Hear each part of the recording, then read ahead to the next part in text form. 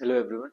Today we discuss ratio and proportion, which is important topic for various government exam like bank, SSC, railway and other state exam, जिसमें भी basically कौन section से questions पूछे जाते हैं.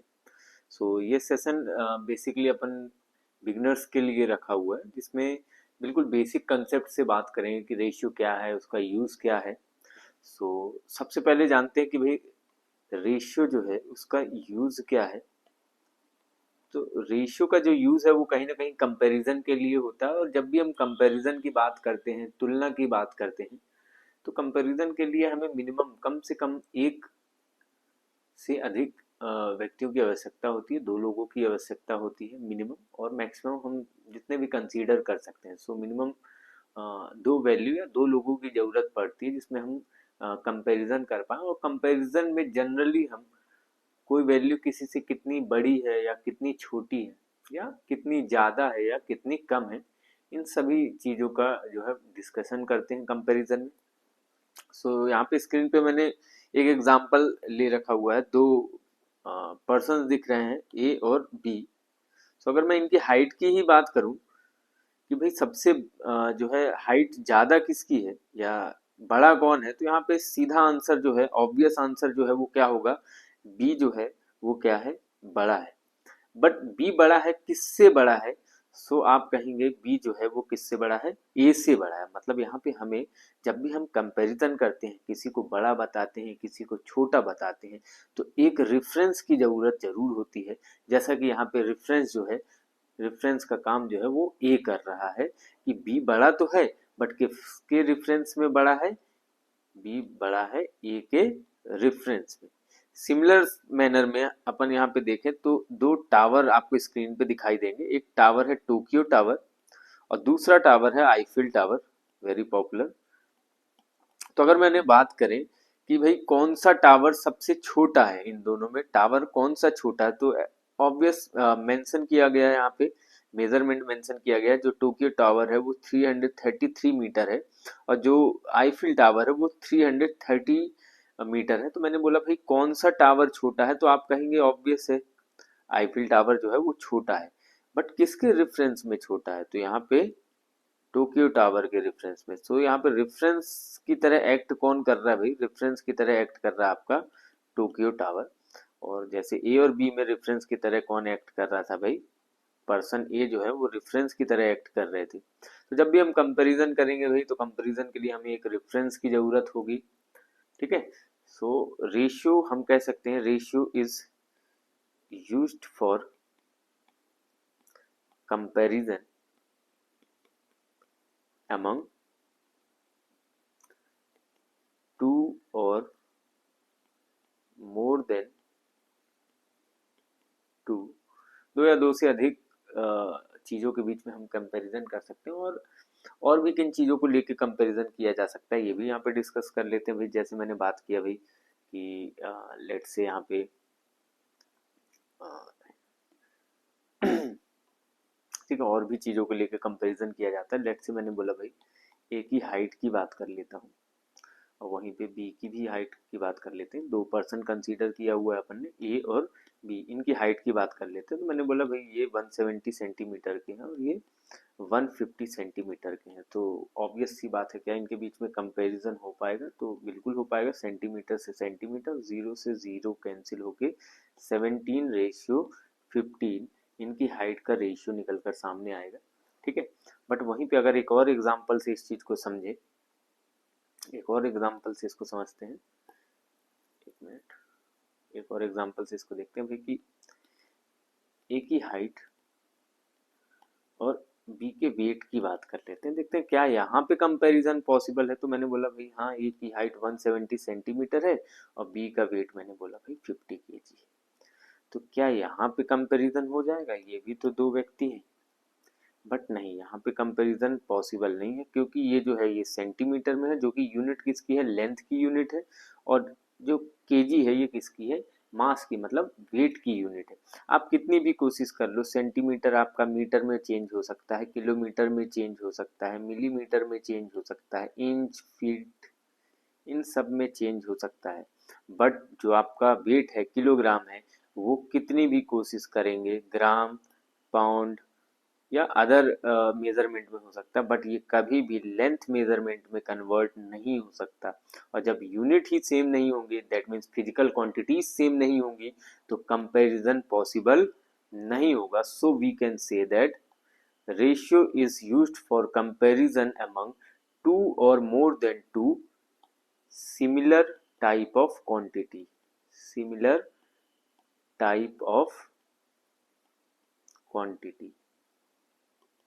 अगर मैं हिंदी में बोलूँ इसको, तो रेशियो जो अनुपात है, इसका उपयोग जो है, इसका जो यूज है वो दो या दो से अधिक समान तरह की राशियों के बीच में करने के लिए इस्तेमाल होता है। ठीक है, तो इस बात का ध्यान रखेंगे। बेसिक सी चीज़ें हैं कि आपकी यूनिट सेम होने चाहिए, और यूनिट सेम भी नहीं है बट वो फिजिकल क्वांटिटी एटलीस्ट सेम होनी चाहिए। जैसे कि इसमें अगर थोड़ा और मैं बढ़ा दूँ कि जैसे यहाँ पे ए वाले केस में अपन ने क्या माना हुआ था कि ए की हाइट 170 सेंटीमीटर थी, और मैंने बोला कि भाई चलिए मान लेते हैं बी की हाइट कितनी है, 5 फीट है। बट मैंने बोला चलिए, आप कहेंगे कि भाई सर ये सेंटीमीटर में है और ये फीट में है, आप कह रहे हैं यूनिट सेम होना चाहिए, बट दोनों एक्चुअल में फिजिकल क्वांटिटीज तो सेम है, क्योंकि सेंटीमीटर भी लेंथ मेजरमेंट के लिए होता है, और फीट भी जो है वो भी किसके लिए यूज होता है, लेंथ मेजरमेंट के लिए यूज होता है। तो कुछ भी कोशिश करेंगे, फीट समहाउ सेंटीमीटर में कन्वर्ट हो सकता है, और ताकि सेंटीमीटर से सेंटीमीटर लेटर ऑन वैल्यूज क्या हो जाएंगी, कैंसिल हो जाएंगी। दैट मीन्स यहाँ पे जो है कंपेरिजन बिल्कुल पॉसिबल है। ठीक है, नेक्स्ट बात करते हैं इसमें। अगर मैं कहूँ, कंपैरिजन की ही बात हो रही है, मैं कहूँ कि क्या बॉयज और गर्ल्स का कंपैरिजन हो सकता है, तो बिल्कुल नहीं हो सकता। यहाँ पे लड़के और लड़कियों का कोई भी ऐसे हम कंपैरिजन नहीं कर सकते। एटलीस्ट कुछ चीज़ें कॉमन होनी जरूरी है। जैसे हम कह सकते हैं नंबर ऑफ बॉयज और नंबर ऑफ गर्ल्स, इनका कंपैरिजन हो सकता है। क्यों? क्योंकि यहाँ पे हम किसकी बात कर रहे हैं, नंबर्स की बात कर रहे हैं। या मैं कहूँ marks obtained by boys and marks obtained by girls, यहाँ भी समहाउ जो है कंपैरिजन पॉसिबल हो सकता है, क्योंकि यहाँ प्राप्तांक की बात कर रहे हैं कि लड़के द्वारा प्राप्तांक कितने हैं और लड़कियों द्वारा प्राप्तांक कितने हैं, उनका हमें अनुपात बताना है। जब अगर फिजिकल क्वांटिटीज नहीं भी है, बट कुछ ऐसे टर्म्स हैं जो कहीं ना कहीं कॉमन है, वहां भी आप क्या कर सकते हैं, कंपैरिजन कर सकते हैं। एक बार और याद रखिएगा इस चीज को अच्छे से, कि रेशियो का जो यूज है वो कंपैरिजन के लिए होता है। और तुलना की बात मैंने कही थी कि जब भी आप तुलना करेंगे, जब भी आप कंपैरिजन की बात करेंगे, तो आपको कम से कम दो लोगों की आवश्यकता होगी, जरूरत होगी, और एक रेफरेंस की जरूरत होगी। भाई किसी न किसी के आप रेफरेंस में जरूर बात कर रहे होंगे कि किसके रेफरेंस में कौन बड़ा है और कौन छोटा है।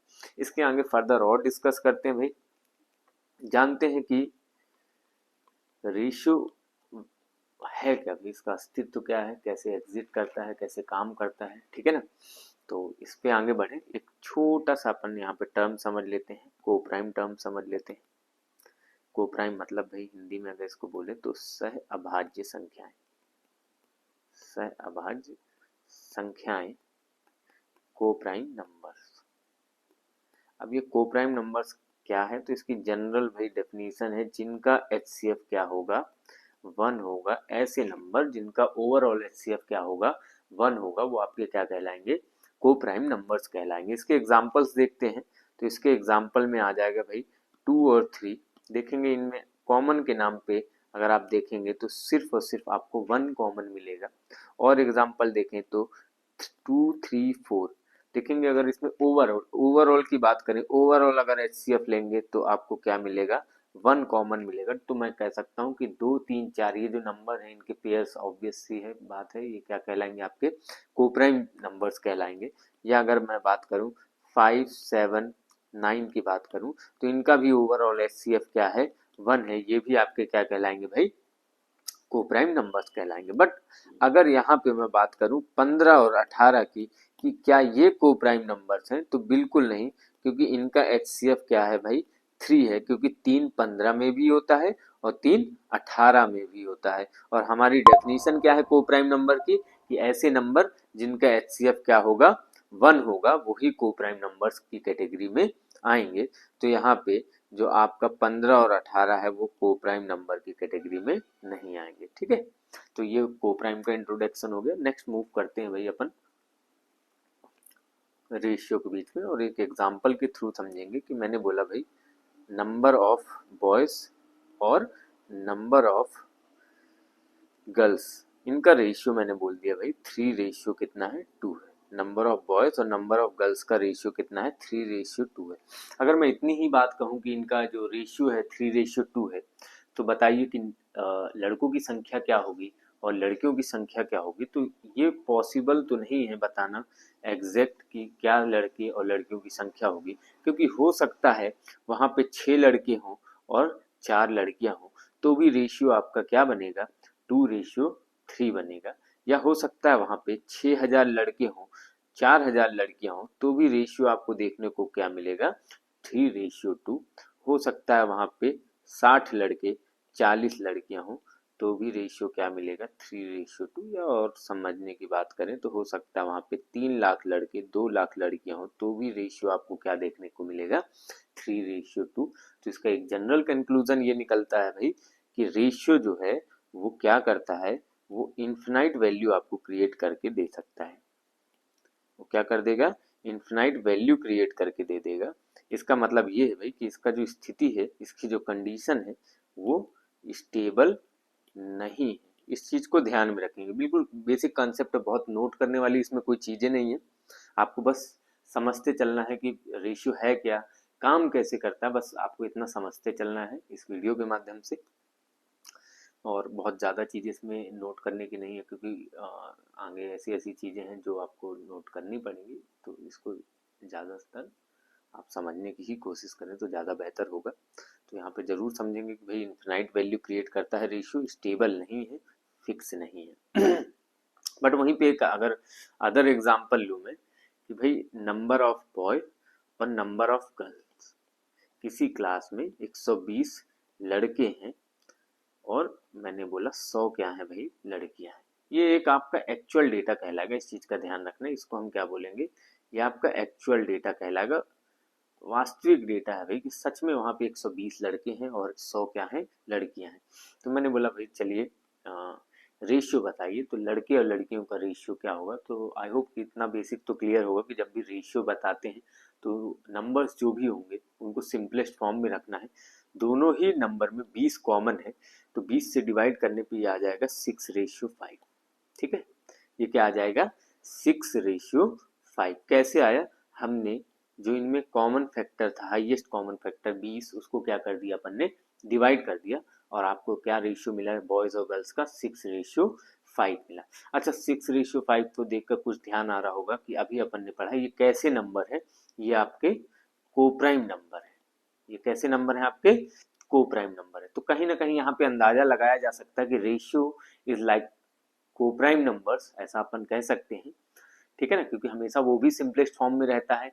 आप लास्ट तक उसको ऐसे लेके जाते हैं कि जहाँ पे एचसीएफ जो रहेगा वो क्या रहेगा आपका 1 रहेगा। ठीक है, इतनी बातें क्लियर रखेंगे। अब भाई यहाँ पे अपन समझेंगे एक इम्पोर्टेंट कंसेप्ट समझेंगे।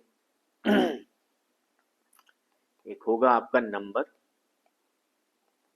और एक होगा आपका भाई को प्राइम।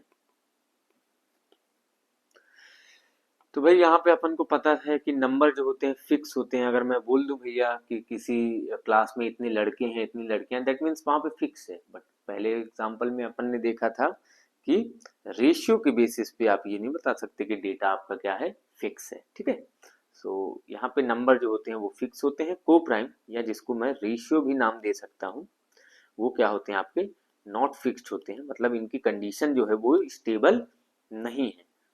ठीक है, इनकी कंडीशन क्या है स्टेबल नहीं है। ठीक है, वापस से अपन देखते हैं जो अभी अपन ने पढ़ा था। अपन ने देखा था कि 120 लड़के और 100 क्या थी लड़कियां थी, जो कि मैंने बताया एक्चुअल डेटा था। रेशियो कैसे निकाला मैंने, रेशियो निकाला मैंने उनसे नंबर में से क्या हटा दिया, उनका हाईएस्ट कॉमन फैक्टर मैंने हटा दिया। सो जब भी आप नंबर से हाईएस्ट कॉमन फैक्टर हटाते हैं, हटाना इन द सेंस आप उनका एचसीएफ डिवाइड कर देते हैं, तो आपको क्या मिलता है को प्राइम मिलता है। और वहीं पे अगर को प्राइम में आपने क्या कर दिया एचसीएफ का मल्टीप्लाई कर दिया, तो आपको क्या मिल जाएगा नंबर मिल जाएगा। जैसा कि यहाँ पे है देखेंगे कि 6:5 था, अगर मैं वापस से ये कॉमन फैक्टर दोनों में मल्टीप्लाई कर दूं तो मुझे वापस से मेरा एक्चुअल डेटा मिल जाएगा, जो कि क्या था 120 और 100 था। तो ये याद रखेंगे भाई, नंबर जो होते हैं वो फिक्स होते हैं, मतलब भाई कोई भी डेटा आपको दिया जा रहा है वो आपका क्या रहेगा, फिक्स रहेगा, कोप्राइम या रेशियो फिक्स नहीं रहेंगे। सो नंबर से जब भी आप कहाँ जाएंगे कोप्राइम, तो कैसे जा सकते हैं, एचसीएफ उसका डिवाइड कर दीजिए नंबर्स का, ठीक है। और कोप्राइम से अगर आपको एचसीएफ की ओर बढ़ना है तो एचसीएफ कोप्राइम से नंबर की ओर बढ़ना है तो आप एचसीएफ का क्या कर देंगे, मल्टीप्लाई कर देंगे। इस चीजों का ध्यान रखेंगे।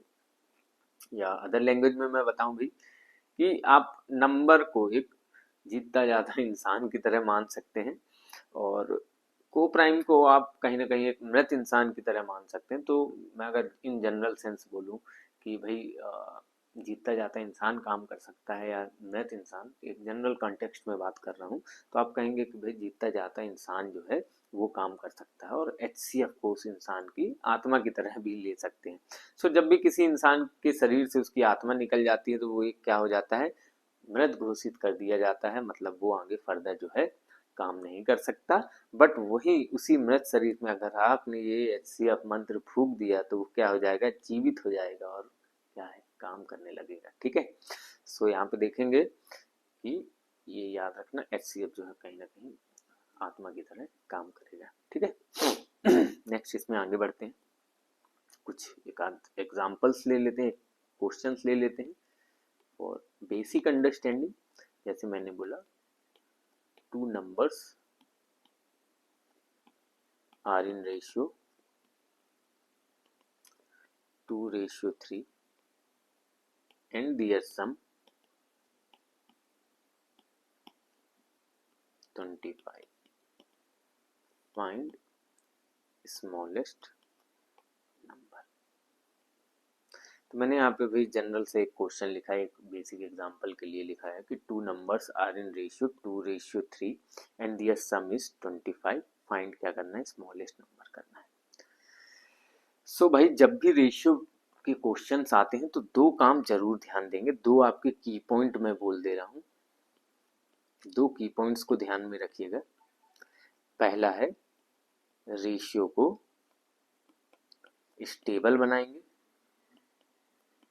रेशियो को स्टेबल बनाएंगे। कैसे बनाएंगे, अभी अपन ने डिस्कस किया था, एचसीएफ का मल्टीप्लाई कर दीजिए, ठीक है ना, मृत आदमी भी जिंदा हो जाएगा और काम करने लगेगा, इसकी कंडीशन कैसी हो जाएगी, स्टेबल हो जाएगी।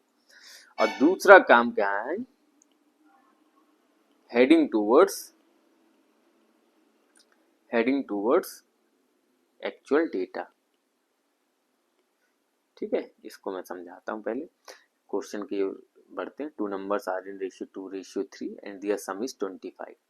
भैया दो संख्याओं का अनुपात 2:3 है, मुझे रेशियो दिया गया और इतना भी जो भी अपन ने डिस्कस किया उससे एक बात साफ है कि रेशियो फिक्स वैल्यू नहीं होता है, उसकी कंडीशन स्टेबल नहीं है। तो उसमें क्या करेंगे अपन, उसमें एचसीएफ का मल्टीप्लाई करेंगे ताकि उसकी स्टेबल क्या हो, उसकी कंडीशन क्या हो, स्टेबल हो जाए, ठीक है। एचसीएफ आप कुछ भी मान सकते हो भाई, एक्स वाई जेड कोई भी वेरिएबल आप ले सकते हो, कोई भी लेटर ले सकते हो, आप अपने नाम का लेटर ले सकते हो, बट क्लास के अकॉर्डिंगली एक सुर में पढ़ने के लिए अपन क्या कर लेते हैं, एचसीएफ को यू कंसीडर कर लेते हैं। यू को हम नाम देंगे, यूनिट के नाम से उसको पुकारेंगे, ठीक है ना, यूनिट के नाम से उसको बुलाएंगे। तो जैसा अपन ने देखा कि 2:3 है और मुझे पता है कि रेशियो 2:3 है और मुझे पता भैया स्टेबल नहीं है, इसमें क्या करना पड़ेगा, आत्मा फूकना पड़ेगा। तो पहला हो गया भैया 2 यूनिट और दूसरा नंबर क्या हो गया आपका 3 यूनिट। ये हो गया भैया आपके जिंदा, ये आपकी संख्याएं क्या हो गई, जिंदा हो गई, अब ये काम करेंगी, ठीक है। अब करना क्या भैया, पहला पॉइंट तो की पॉइंट अपन ने कवर कर लिया कि रेशियो को क्या करें, स्टेबल बनाएं। दूसरा क्या है, हेडिंग टूवर्ड्स एक्चुअल डेटा। अब कुछ तो एक्चुअल डेटा दिया होगा, उसकी तरफ आप रेशियो को लेकर जाएं। क्या डेटा दिया गया है, दियर सम इज 25, उन संख्याओं का योग कितना है 25। तो भैया आप अपनी संख्याओं का योग कर लीजिए, आपकी संख्याओं का योग कितना है 5 यूनिट और क्वेश्चन में योग कितना है 25, तो योग हो गए है। तो 5 यूनिट बराबर 25 और 1 यूनिट की वैल्यू क्या आ जाएगी 5, और 1 यूनिट निकालना मतलब कहीं ना कहीं आपने क्या निकाल लिया है, हाईएस्ट कॉमन फैक्टर फाइंड कर लिया है। तो क्वेश्चन में बोला गया है फाइंड स्मॉलेस्ट नंबर, छोटी संख्या बताएं। अब भैया आप ही बताएं, 2 यूनिट और 3 यूनिट में छोटी संख्या कौन है? तो ऑब्वियस सी बात है 2 यूनिट जो है वो क्या है आपका स्मॉलेस्ट नंबर है। तो 2 और यूनिट की जगह पे क्या आ गया 5, तो 10 जो होगा वो क्या होगा हमारा स्मॉलेस्ट नंबर होगा। सो आई होप इस सेशन से आप इतना समझ पा रहे होंगे, बिल्कुल बेसिक से अपन ने उठाया है। ऐसे स्टूडेंट जिनके 10th के बाद जिन्होंने मैथ्स नहीं पढ़ी, बहुत से स्टूडेंट की ऐसे कंप्लेन रहती हैं कि भाई 10th के बाद से सर हमने नहीं पढ़ा, हमारे बेसिक्स क्लियर नहीं है। ठीक है, तो उसी के अकॉर्डिंग मैंने ये सेशन बनाया हुआ है कि आप इसके बेसिक एस्पेक्ट समझ सकें, रेशियो के काम कैसे करता है। ठीक है ना, क्योंकि ये छोटी छोटी चीज़ें, इन्हीं चीज़ों को आपको इकट्ठा करके फिर अपन एक एडवांस सेशन भी इसका डिसाइड करेंगे, उसी में डिस्कस करेंगे कि अपन और भी चीज़ें जो एग्ज़ाम में यूज़फुल है, ठीक है ना, उसके लिए अपन कैसे और प्रिपेयर कर सकते हैं अपने आप को। एक एग्जाम्पल और ले लेते हैं भाई, यहाँ पे मैंने कहा भाई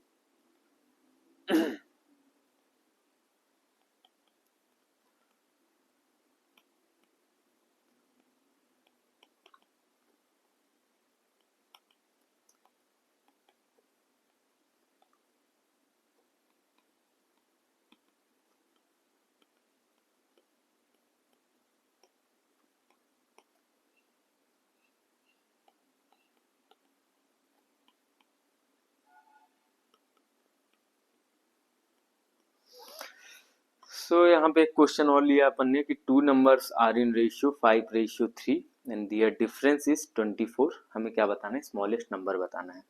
तो वापस से अगर मैं बात करूं भाई कि रेशियो दिख गया क्वेश्चन में, स्टेबल नहीं है ये, इसको स्टेबल करने के लिए किस चीज का मल्टीप्लाई करना पड़ेगा? एचसीएफ का। ठीक है ना, और एचसीएफ अपन क्या मान के चल रहे हैं? यू मान के चल रहे हैं। तो ये पहला नंबर हो गया भाई मेरा 5 यूनिट और दूसरा नंबर क्या हो गया 3 यूनिट। तो 2 की पॉइंट मैंने यहाँ पे लिखवाए हुए थे आपको। 2 की पॉइंट याद रखना है भाई कि रेशियो को स्टेबल बनाए रखना है। स्टेबल बनाने के लिए एचसीएफ का मल्टीप्लाई करेंगे जो कि यहाँ से अपन ने देखा था, और दूसरा हेडिंग टूवर्ड्स एक्चुअल डेटा, जिस चीज की एक्चुअल डेटा दी गई है उसी के अकॉर्डिंग हम रेशियो से अपना काम करवाएंगे। ठीक है, तो पहला नंबर हो गया 5 यूनिट, दूसरा नंबर 3 यूनिट। अब इनका करें क्या? ये तो नंबर हो गए, स्टेबल हो गए। इनका क्या करना है? इनका डिफरेंस दिया गया है कितना 24। तो एक काम करिए, जो आपके बनाए हुए नंबर है आप उनका डिफरेंस ले लीजिए। उनका डिफरेंस कितना है 2 यूनिट। 5 यूनिट और 3 यूनिट का अंतर कितना होगा 2 यूनिट, और एक्चुअल में डिफरेंस कितना है 24। डिफरेंस तो डिफरेंस हो गए है, तो 2 यूनिट की वैल्यू 24, 1 यूनिट की वैल्यू कितनी आ गई 12। ठीक है, अब हमें स्मॉलेस्ट बताना है, तो आप ही बताएं 5 यूनिट और 3 यूनिट में क्या है भाई स्मॉलेस्ट? 3 यूनिट। तो भैया 3 और यूनिट की जगह पे क्या आ गया 12। तो 36 जो होगा बेटा जी वो क्या होगा अपना स्मॉलेस्ट नंबर होगा। आई होप इतनी चीजें सभी को क्लियर होंगी। एक एग्जाम्पल और देख लेते हैं, फिर थोड़ा आगे बढ़ेंगे, और कुछ क्वेश्चंस भी रहेंगी शीट्स की जिनको आपको करना है, या जो भी आपके डाउट होंगे वो मैं फर्दर नेक्स्ट सेशन में वो डाउट भी क्लियर करूंगा। ठीक है, एक एग्जांपल और देखते हैं।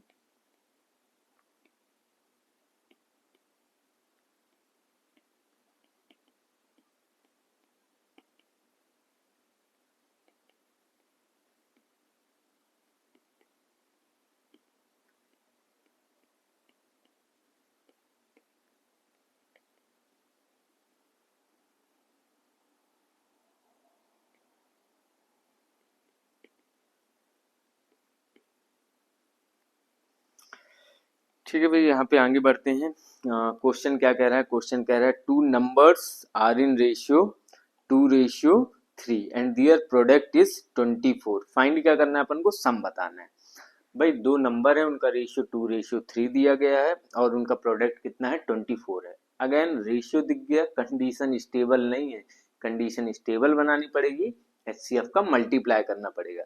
तो पहला नंबर हो गया आपका 2 यूनिट और दूसरा नंबर आपका क्या हो गया 3 यूनिट। अब करना क्या है? मैंने बताया था पहला पॉइंट है स्टेबल बनाएंगे, और दूसरा पॉइंट क्या करेंगे भाई हेडिंग टूवर्ड्स एक्चुअल डेटा, उसको एक्चुअल डेटा की ओर लेके चलेंगे जिस चीज की एक्चुअल वैल्यू दी गई होगी।